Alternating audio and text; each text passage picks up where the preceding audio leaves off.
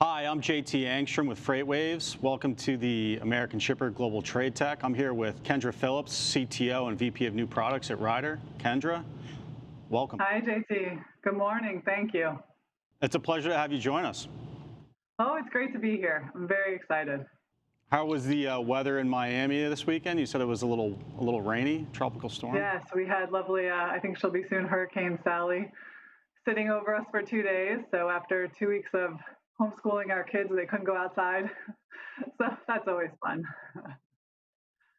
But we survived. So now you've been with Ryder for some time and you've had a multitude of different roles. Can you tell us a little bit about your background and how that's rounded out and shaped your perspective on not just the company, but also the industry? And I think that sets us up well for our discussion about technology and digitization and some of the trends in supply chains. Yes, absolutely. I've been at Ryder 14 years now, so quite a while. And I've been fortunate. I've had quite a few different jobs. I started out in our corporate strategy group, and then I went to run our sales support group.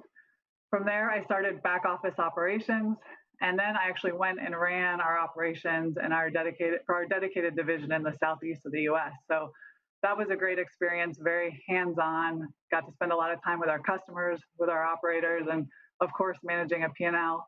And then I moved into my current role as Chief Technology Officer and VP of New Products. So I've been here a year and a half. It's a very fun role. I get to explore what's the future. How do we leverage technology? How do we bring value to our customers? So it's a really exciting place to be, and it's an exciting time to be here.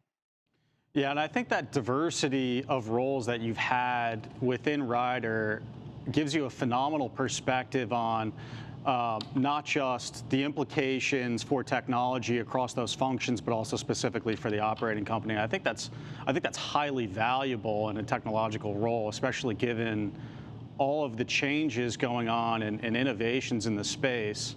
Can you talk to us a little bit about some of the challenges, disruptions, or emerging trends within digitization in the industry, and how you think about not just applying the current state of technology to Ryder, but also think about staying ahead of the curve so you ensure that Ryder continues to be an innovator and a leader in this space? Absolutely, and I think you couched that perfectly. Ryder really is working extremely hard to ensure that we are staying ahead of the curve and we are an innovator. And we've been around for 87 years. So a company of our age, we have to be very strategically focused to ensure we can do that. And as you mentioned the challenges, when you're in operations, what you realize quickly is this industry is still very, very paper-based. I think more paper-based than we would like to admit. And in order to really leverage the technology that's out there today and the technology that's coming, we have to become digital. We have to be able to move away from paper. And if anything's proven that, it's COVID. I think COVID has accelerated so many of the paths and trends we were already on as an industry. So when I think of the challenges, the challenge is still digitizing the supply chain. And at Ryder, the way we're working to do that is we've developed a product called RyderShare. RyderShare is our visibility, collaboration, and exception management platform. It enables our customers to react and make decisions very quickly within their supply chain. So when COVID hit, our customers could handle more volume than ever. We had some that were fortunate to have a volume increase. So those that did were really able to flex their supply chain, handle those additional volumes, manage the shifts in their supplier base, and maintain or improve their customer service. And they could do that because they could see their supply chain, because it was digitized. And then they could react to what was going on within it. I think another challenge in our industry that's really coming to head right now with everything going on is the fact that in the supply chain, you have so many different players, right? So you have the supplier, you have the shipper, you have the customer, you have the 3PL, you have the carrier, and everyone's on their own technology platform. And those technology platforms are not necessarily talking to each other. So everyone's got their own ERP or TMS or WMS, whatever it may be, and those aren't really necessarily talking. And so therefore, you never get one view of a supply chain. you get a very siloed view of a supply chain, whichever view you have access to. And again, that's another barrier we are really working to break down with RyderShare. With RyderShare, we're bringing everyone's data into one place and giving access to all those players in a particular supply chain so that together they can see a load end to end or an order end to end and make decisions if something goes wrong real time with real data. That's when you start to harness the power of digitizing a supply chain, getting off of that paper, and really bringing technology to life to create value for our customers. Yeah, that's phenomenally interesting. And given the diversity of the rider model, you have a lot of different plays on the space. And from a technology perspective, that must make the thought process around how to view new technologies and where it may or may not fit in the system an interesting mental exercise. And in addition to applying your own new systems and innovations, can you talk to us a little bit about how you think about approaching vendors who have new or pre-existing technologies and assessing, the potential for customer value within your existing or potentially future portfolio? Yeah, it's a great question, and I think that's the fun part of my job. So, pre-COVID, I would spend a lot of time out in Silicon Valley meeting specifically with startups. So I get to spend a lot of time focused on emerging technology and what's coming to the industry. And as you said, with Ryder, we service every industry out there, and we also offer a plethora of transportation and warehousing services.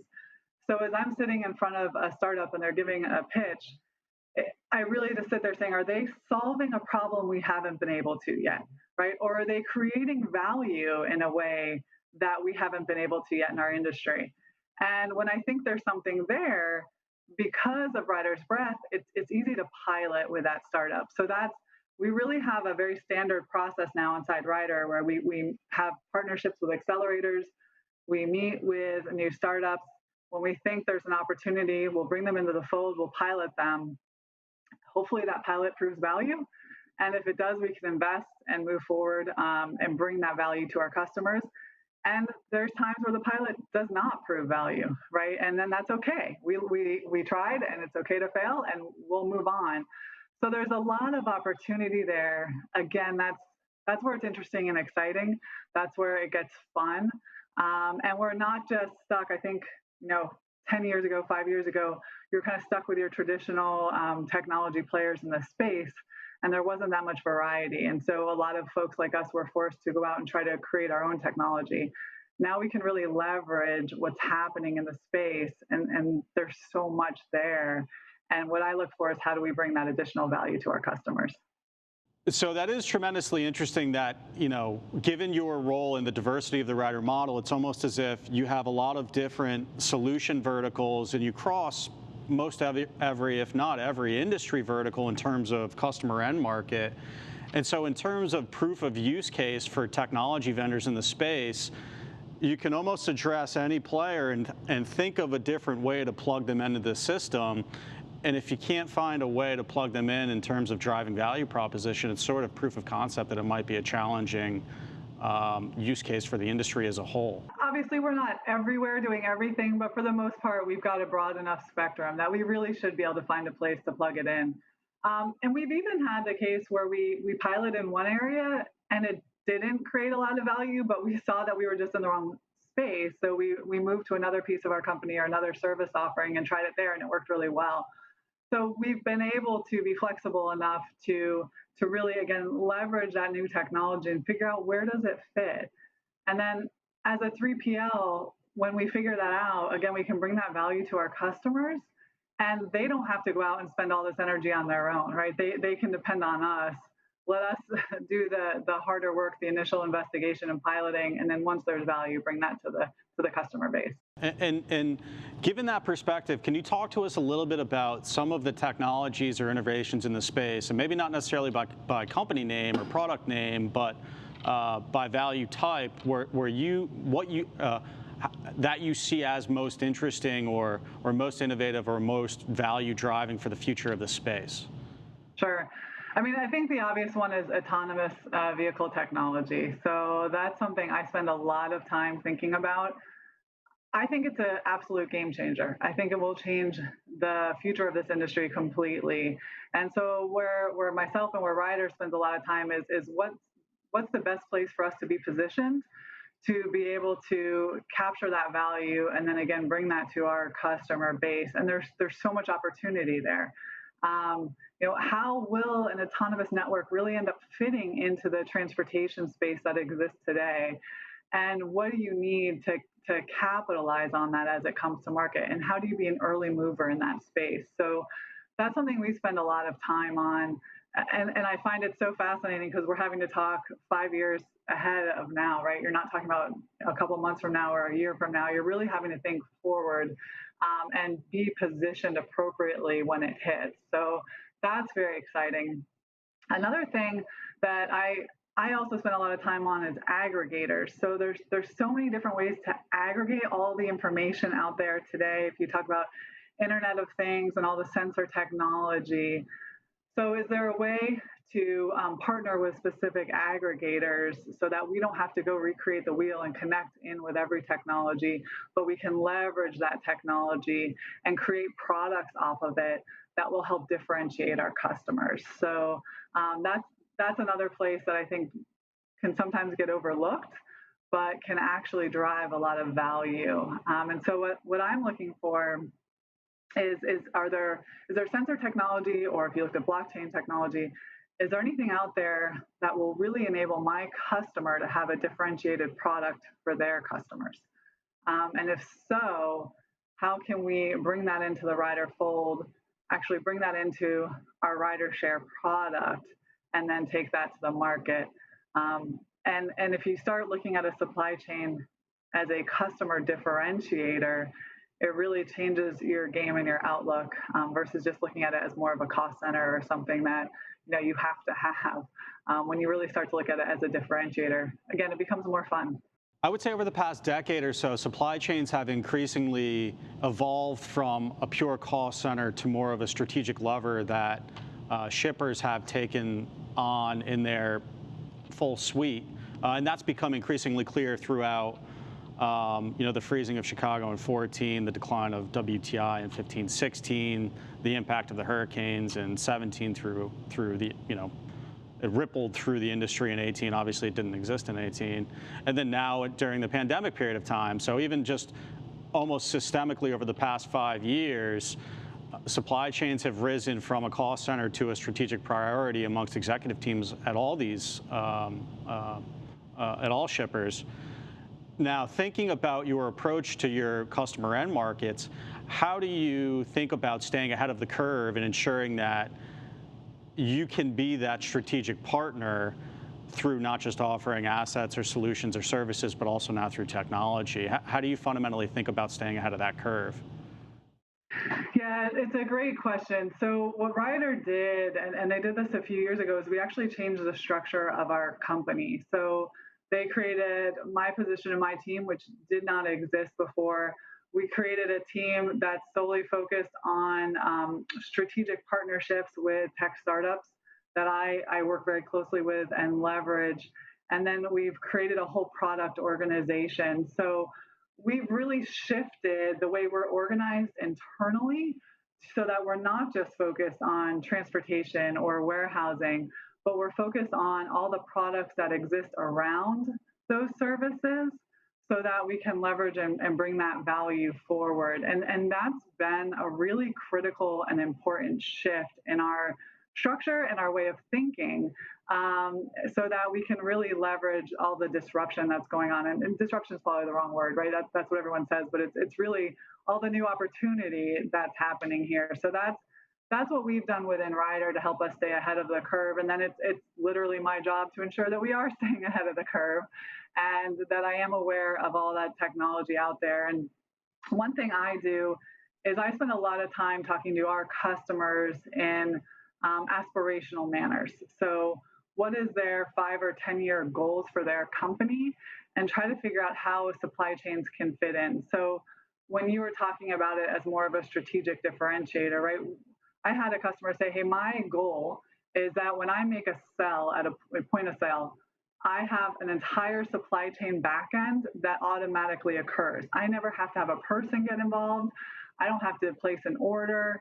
I don't have to manage a shipment. It's all automatically happening, right? So when a store hits a certain inventory level because they've sold enough of a product, it's just triggering everything down the line all the way to get the product back to refill at the store. And that's a very aspirational state that you can get behind and think of. And as Ryder, we should be able to make that happen for a customer. So that's where it's all about our technology. The capabilities are there today for sure, but the technology is not all integrated in a way that will make that happen today. So when you start thinking aspirationally and start thinking 5 or 10 years down the line, that's when you can focus on what technology do you need to bring that forward. It's amazing that you have the ability to think aspirationally 5 to 10 years out. Now, if we were to turn that in reverse as you look 5 to 10 years back, what do you think one or two, or perhaps three of some of the biggest levers or changes within the technology and digital industry are that have been really impactful in this space?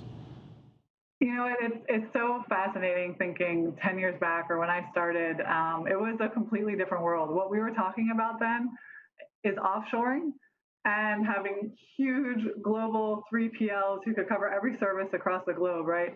And now it's almost the opposite. Now we're talking about technology and nearshoring and bringing everything back home and omni-channel. So I think it's very simple, but I think one of the biggest changes that happened in this industry is the ELD mandate. When every carrier had to be able to be tracked, that's when you could actually start digitizing the supply chain. Before that, it was you could do it in pockets and in pieces, but until every carrier out there, including the small folks who move the vast majority of the goods in the US, until they all had to be tracked, it was very hard to actually digitize the supply chain. So to me, that's actually been the biggest catalyst for so much of the technology that we're seeing now. So much of that is leveraging it. And it's amazing to think of something that was really looked at as a huge governmental burden is actually been an accelerator for tech in this space. But that's how I view it. And again, I find that extremely fascinating. And then what that's really done is as you start to add in all of this other sensor technology, I mean, that was really our first sensor technology. As you start to add in all this other sensor technology, that's when you're finding that kind of the world opens up, and you can really start to challenge yourself, or Ryder can challenge itself as a 3PL to say, how do we leverage that? How do we bring that into our fold? And how do we create more value? Very interesting. And now, with our last 90 seconds, can we talk a little bit about what's next on the horizon for Ryder, given all this? How do you think about it? What do you think your biggest strategic priorities are? How do you think about addressing the space? We're very focused, which is extremely important in our space. As we said, there's so much going on right now. And so Ryder's focused on our e-commerce and omni distribution, probably an obvious one, but it's been a key part of our strategy for the past few years. Very focused on autonomous. We're focused on digitizing the supply chain through RyderShare, we talked about. We're focused on electric vehicles. And then the last thing is data analytics, which we haven't hit on so far this morning, but that's critical. That's kind of the outcome of everything else we're talking about is how do you take data, leverage that data, and really drive efficiencies. So those are our priorities, and that won't change. Those are going to stay our priorities for the next few years. And what we focus on is how do we position ourselves to be a leader in each of those spaces, and how do we continue to bring more technology forward to our customers. So that's where we invest, that's where we prioritize, and that's what we really think is the future of supply chain. It's tremendous. Well, Kendra Phillips, CTO and VP of New Products with Ryder, thank you for joining us. I'm JT Engstrom with FreightWaves. Have a great day. Thank you.